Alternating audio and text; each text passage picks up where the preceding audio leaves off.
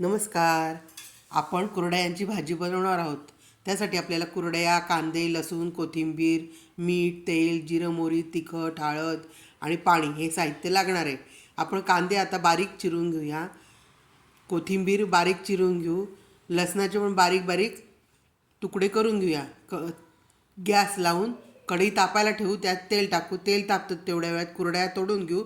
कुरडया वाडग्यात घेऊन ते आपण पाण्याने स्वच्छ धुवून घेऊया. तेल तापले त्यात जिरं मोहरी टाकू, हळद टाकू, लसूण टाकू आणि कांदे टाकून परतवून घ्या. कांदे परतले आता त्यात तिखट टाकून मीठ टाकून आपण परतवून घेऊन त्यात पाणी टाकूया. पाणी उकळलं आता खळा आणि त्याच्यात आपण आता भिजवलेल्या कुरडया टाकून शिजवून घेऊया आणि झाकण ठेवून घेऊया. आता आपल्या कुरडया शिजलेल्या आहेत. आता खाण्यासाठी तयार झाले.